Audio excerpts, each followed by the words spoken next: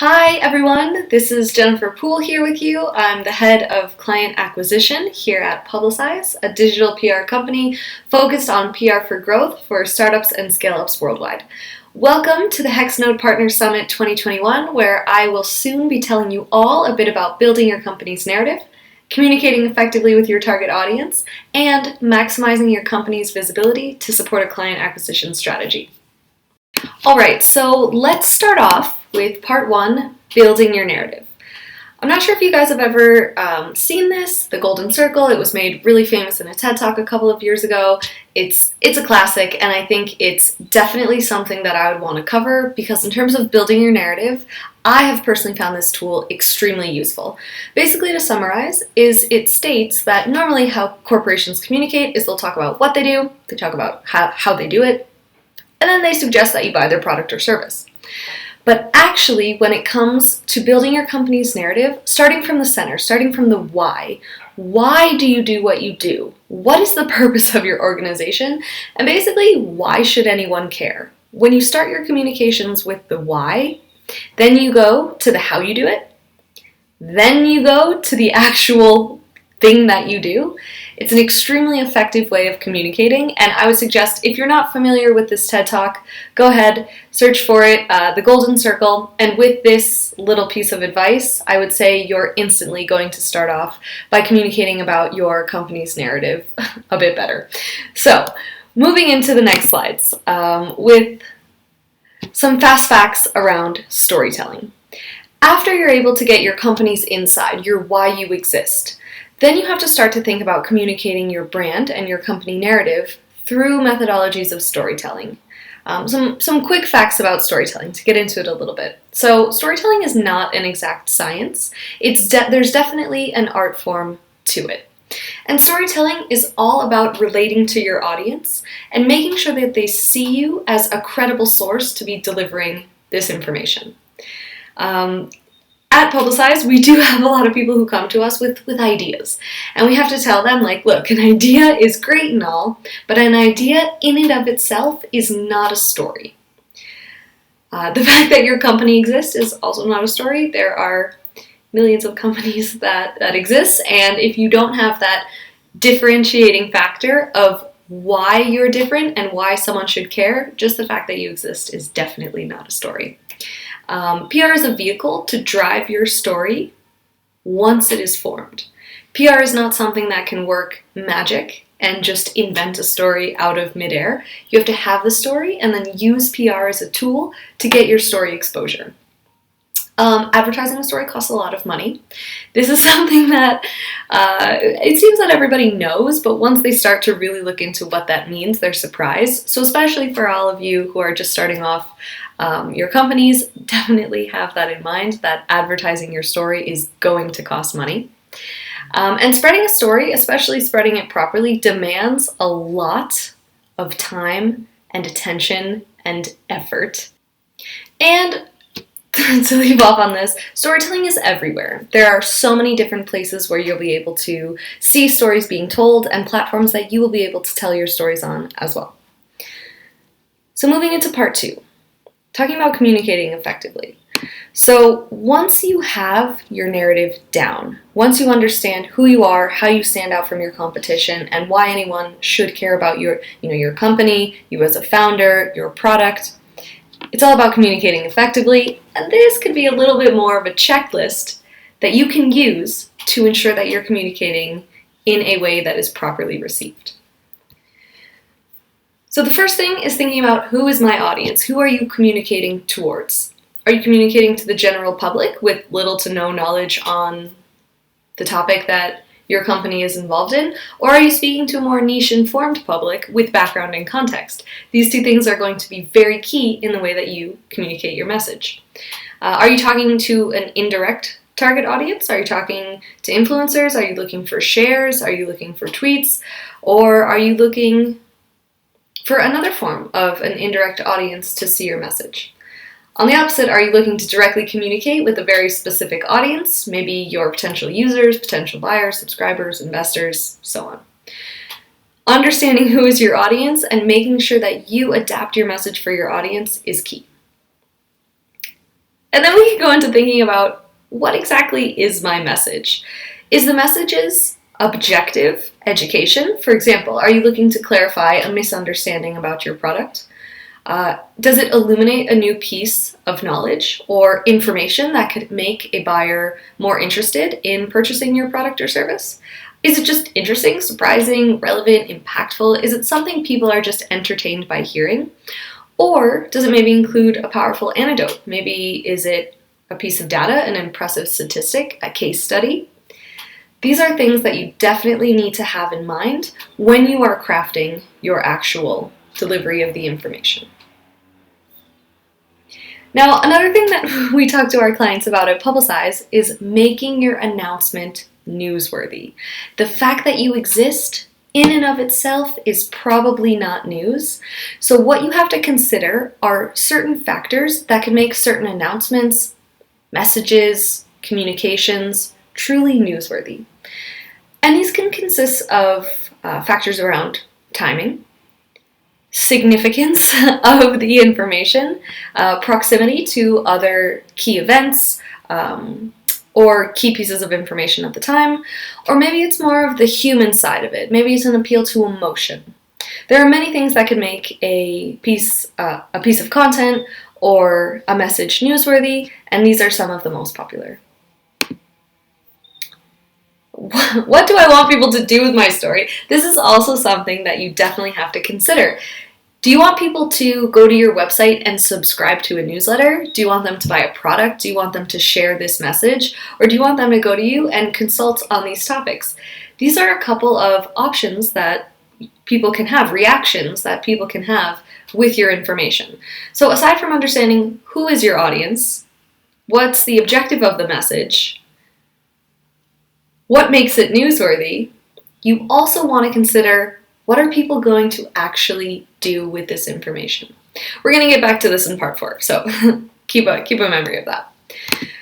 Looking at this next graph, this is just a visualization of the sweet spot of communication. So if you're trying to get a message communicated to a journalist, per se, you're going to want to make sure that it's right in the middle of these 3 points. Number 1 is your expertise. Number 2 is your company's actual commercial activity or the aims of the company. And number 3 is it's got to be context or topics that relate to what journalists are wanting to talk about. If you have 2, but not the third, your message instantly has a less chance of being picked up or properly communicated with your target audience. I have in here a little checklist, so if you are thinking about reaching out to the media and you are interested in potentially trying to get some awareness about whatever message you're eager to convey, you could use this checklist as a point of reference.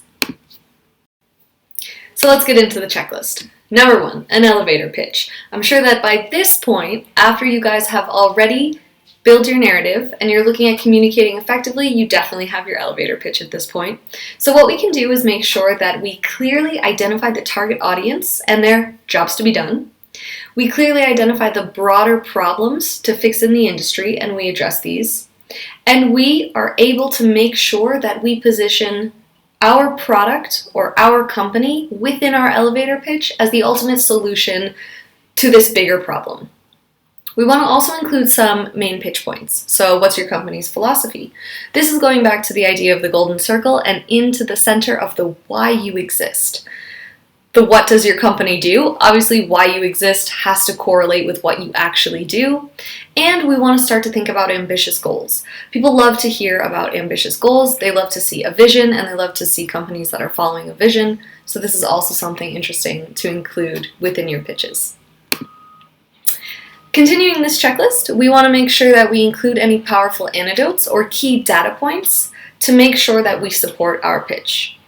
We want to clarify if anything is misunderstood about the topic, and we can use this as an opportunity to include how the company that you are pitching is able to actually solve some of this. We want to address current needs of the audience and make sure that we specify how specifically that your company fits into the framework. What does the audience need to actually know about the industry? And we'd want to talk about a mention of next steps or projects. And here we also have for you a list of 10 tips. And these are 10 tips that come from our expert account managers.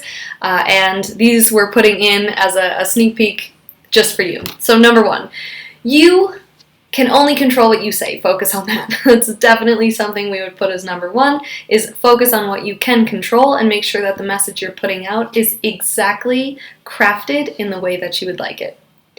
Then, number 2, we could say decide 3 messages. Have a variety of different messages that we would be able to convey. If one message doesn't stick, we try again. We have a backup plan. We want to make sure that also you write down what you want to say before you have to say anything. For example, if you're in an interview, this should go without saying, but you go prepared with talking points. Number 4, you have to show that you're an expert. This is going back on one of the original points of storytelling, which is where when you're telling a story, you have to convey credibility to your proper audience. Show that you're an expert. Number 5, don't speak like a corporate representative unless that is the tone of voice of your company, unless you have a very specific tone of voice you would like to convey. In general, people really like to hear messages from people who act with a very genuine nature, and so make sure that you genuinely represent the brand and the persona of your company. You want to also make sure that before you start answering questions, you understand the question 100%.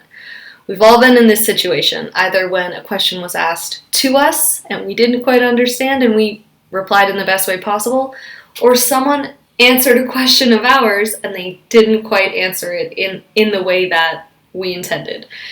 So you got to also make sure that when there is a back and forth, either between a journalist or between someone else you're communicating your message to, make sure you check for understanding in the questions that you're getting.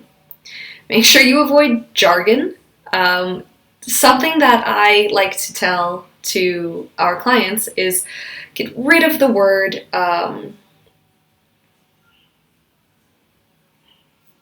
hold on, maybe cut this out.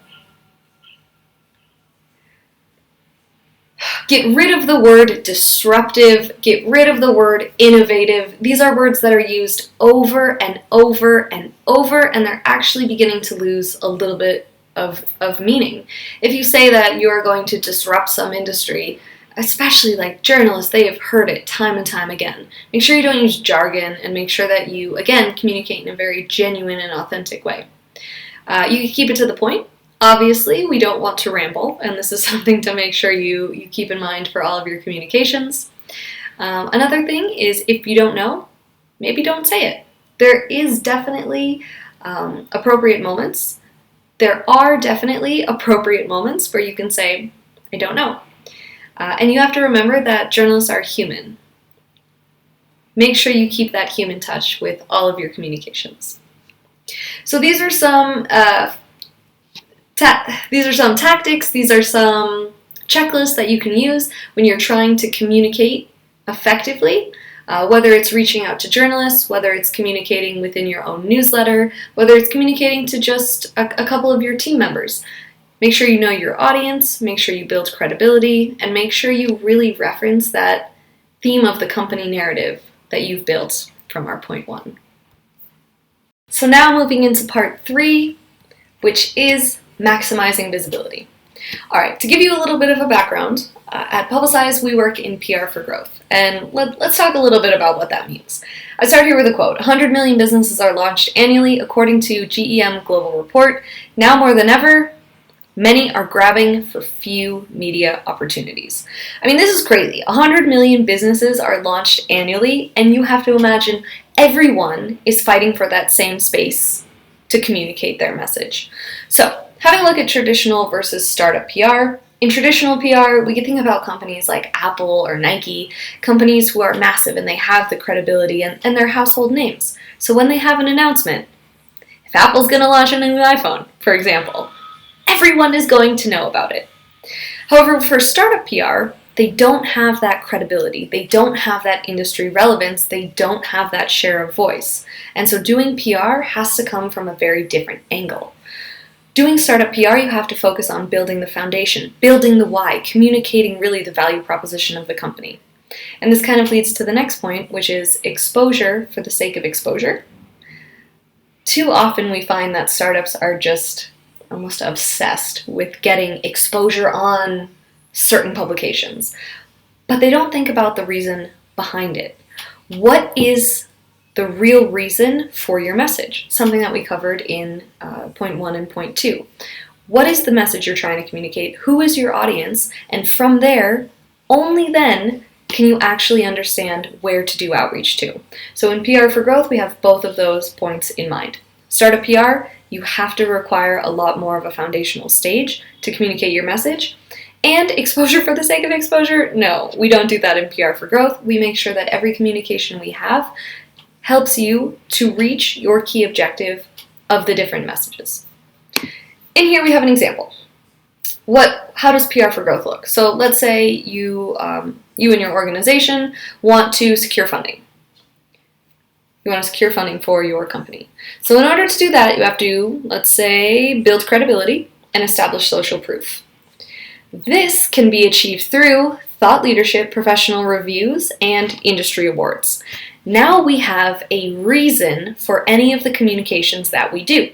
We want to go for something like thought leadership in order to build credibility to help you secure funding. This is the formula of PR for Growth, and this is something that you definitely have to keep in mind when you're looking at maximizing visibility. We have in here some inside scoop, so some general pitching guidelines in order to maximize visibility of your message. Let's just address a couple of these now. You want to make sure that you realize you are not the only one who is probably having an idea to pitch different journalists. You want to make sure that you do your homework, and you want to make sure that when you're pitching journalists, you ensure that you have read other articles that they are doing, that you actively follow the publication that they write for. Maybe you follow them on Twitter. Do your homework, make sure you understand the style of this journalist, and make sure that you tailor your pitch exactly to this journalist to ensure you have the maximum chance of visibility. Thinking about this as well, you want to make sure that you realize your subject line is the first touch point you have with the journalist. Carefully planning and selecting your subject line could be the difference between winning a pitch and not even having your email opened. And you want to also make sure that you have perfect timing. Going back to one of the points we mentioned in part 2, timing is something that can make an announcement newsworthy or irrelevant. So make sure that your timing is down pat. I'm going to leave this checklist in my presentation so you guys can reference it to see all of the different points that it includes and make sure that you include them when you are reaching out to different journalists. Going a step further, I've also included in here a checklist to ensure that you properly communicate with journalists as your first target audience. Too often people will think that their target audience is only the reader of the different publication, while in fact journalists are the first audience that you need to target. We've already covered a lot of points here, but really I just want to go over it one more time. We have to make sure that we are specifically communicating why we are reaching out to this journalist. We have to make sure that we communicate to them why their readers will be interested in this article, and we've basically got to give it a what's in it for them kind of pitch as well. I'm also going to leave this checklist in here for you guys so that when you are making your strategies of maximizing visibility of any of your announcements, you can reference this. And I'm also going to include in here some tools that we can highly suggest. So before the pitch, you want to do your research, and doing research can most easily be done through media monitoring. There are a couple of tools that you could use, Harrow or Help a Reporter Out, where you can get 3 times per day emails where reporters can directly ask for expertise. They can ask for experts on the subject to send in some pieces of content to be interviewed, and this is a really great way to understand what are journalists actually interested in, and by understanding the way in which journalists ask for references, you can better position your pitch to be very clearly a source of information for journalists to help them do their job. You could also do media monitoring through Reddit or through Google Alerts. Aside from media monitoring, we can also think about newsjacking. So this is when you can take control of the narrative in order to promote your message. Let's think about some recent events. Let's imagine that I am a company that does consultancy services for major industry. And it's February, and the Texas power grid is having a major malfunction. This is a very newsworthy piece of information, and what I would be able to do is take this current event and do a newsjacking story where I can talk about something, obviously with a lot of expertise, based on the expertise of my company, to both get exposure for my message as well as inadvertently my company. This is what we call newsjacking. And remember, you have to fit the publication. Don't think it's the other way around. All right, and now as we move on to the last section, the section I'm sure that you guys are all waiting for, building your sales pipeline to actually realize client acquisition. So I'm going to go over a couple of tips and tricks that we use and that build off of the last couple of sections we've gone over. So, on the idea of understanding your message and understanding your audience, number one, when it comes to building your sales pipeline, is with the messages that you've communicated, what do you actually want people to do with your story? Do you want someone to read your story and go, wow, I really want to subscribe to their newsletter? Do you want them to actually make a purchase? Do you want them to share this news? Or do you want them to request a consultation from you? What I've put in here is the difference of hard conversions and soft conversions. The way that you can analyze a hard conversion versus a soft conversion is there money involved? A hard conversion is someone would want to make a purchase, while a soft conversion is that they give you their information in one way or another. The way that you're communicating and the way that you build this towards your sales pipeline is going to be very important in the differences of hard conversions and soft conversions, and especially the way that you follow up with your subscribers or with the people who request consultations from you is also going to be increasingly important. The next part is talking about systems and processes. So building your sales pipeline is quite literally building a system and building a process. You want to start at the beginning with your website content. For example, do you have enough call to actions? When someone is on your website, how many either pop-ups or forms, put in correct places of course, do you have to allow users to sign up for something? A call to action to download a piece of content or even maybe make a purchase. Another really good call to action that we can use for soft conversions are downloadable documents. If you have an ebook or a white paper, and it's something that could be extremely valuable to the users on your site, you can give that content free of charge in exchange for their information, for their email address, for example, so that you can continuously nurture this lead down the sales pipeline. So the content of your website, first and foremost, is the starting point of your systems and processes of your sales pipeline. Number two is your CRM, whether you use Salesforce, ActiveCampaign, MailChimp, I don't know, an Excel sheet. Your CRM is going to be extremely important because once you funnel people in through your website, once you have these call to actions, where are you storing this information and where are you making a plan to follow up? In your follow-ups, you're going to have a nurture funnel that is going to be a segmented maybe email or different forms of communication that help these soft conversions move down the funnel into hard conversions, or these could be communications that nurture people who have made hard conversions, people who have bought products or services, and either try to resell them or upsell them.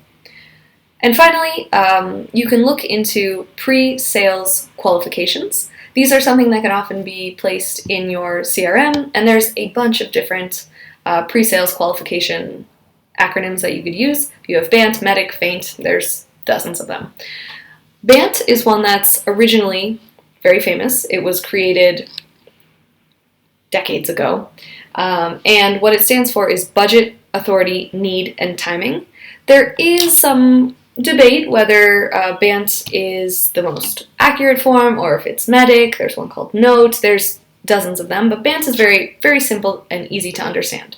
Number one, does this client prospect have the budget required to buy your services? Is the person you're speaking to, do they have the authority or the autonomy to make this decision on their own? How well does your product or service solve the need of this prospect?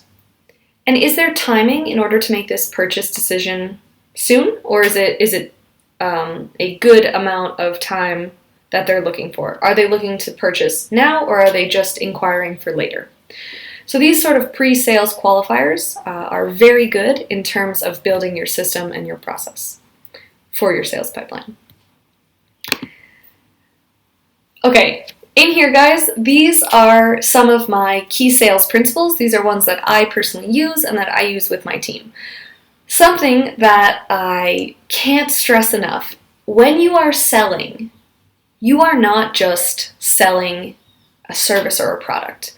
There are so many things that you have to go through and you have to basically sell before you can sell your actual product. So the 3 things you have to sell before you can actually sell your product or service: number 1 is yourself. If people don't have trust in or don't believe in the person who is selling them this product or service, they're never going to believe a word they say, and it doesn't matter how good your product or service is, you're not going to sell it. Number 2 is the industry that you're in, or the industry that your product or service is in. If someone doesn't see a need for your product or service, they're never going to be able to actually buy the product or service because they don't see the need that it is solving. Number 3 is the company that you work for. So you've proven yourself as trustworthy. You've proven that there is a need for your product or service. Now you have to sell why your company is the correct company to provide this product or service. Once you're able to sell all 3 of those things, at that point, you can actually sell your product or service. And as a last point for all of you, if you have made it this far listening, now I'm going to give you some of my personal tips and tricks that I call sales principles to live by. You can apply them, obviously, when you're actually selling something or when you're just communicating in your daily life as well. So these are something that you definitely want to listen into. Number 1, I have a saying at my job, even in my personal life, all my friends know this. I say, who's talking is losing. The idea is you have 2 ears and 1 mouth, and you should use it proportionally. You should listen twice as much as you talk, because if you're selling something or if you're just trying to have an engaging conversation with someone, you need to make sure that whatever you say is appropriate. It's a good message for that moment. And if you're not listening, you're not able to gauge what is an appropriate message for the moment, and therefore you're probably losing either the sale or the interest of the other person in the conversation. Number 2, this is something that is definitely going to change your life when you're trying to get feedback from potential clients, from, even people on your team that you're trying to do a project with. And it's stop asking yes or no questions. If you ask a yes or no question, you are likely to get a yes or no answer. For example, you just do a wonderful presentation and you ask the prospect, do you have any questions on this? And they go, no. Try to ask them instead, how do you feel about this? They go, oh yeah, I like it. All right, what do you like about it? By asking open-ended questions, by getting rid of the yes or no question, ask who, what, when, where, why, how questions. You're going to make your conversations so much better. You're going to have more impact in your communications. And we all know that this is something that can definitely help your sales. So get rid of yes or no questions. They no longer exist for you. And then another word that, it's kind of a funny word, but you have to do a strategy called down chunking. Down chunking is just a series of asking follow-up questions. And there's a really good example that I like to use here. Let's imagine you want to cook someone the best dinner of their life. You really want to impress this person. And you ask them, hey, what do you want to eat for dinner? I'm cooking. And they go, oh, I love a fish. Perfect. You make this amazing, beautiful fish dinner. They show up. You put out the dinner. It's good, but by no means was it the best meal they've ever had in their life. And you don't know why. You spent hours putting this together. Well, did you down chunk? Did you ask them, what kind of fish do you like? How do you like it prepared? What do you like to eat with your fish? Do you like vegetables? Do you like potatoes? Do you like rice? Pasta? Do you ask them what they like to drink with their fish? Do they like wine? Do they like water? I don't know, maybe they like soda. Maybe they don't like to drink anything. Did you ask what time they like to eat their fish? How is the lighting? Do they want to hear music? What kind of music? The idea of down chunking is getting more and more and more and more information to be able to actually provide a solution that satisfies the need of either your prospect or whomever in the best way possible. So everyone, thank you so much for listening. It's been a pleasure to speak here at the Hexnode Partner Summit 2021. I'm hoping that you were able to benefit from some of this information, and I wish you all the best on your journeys. Bye-bye.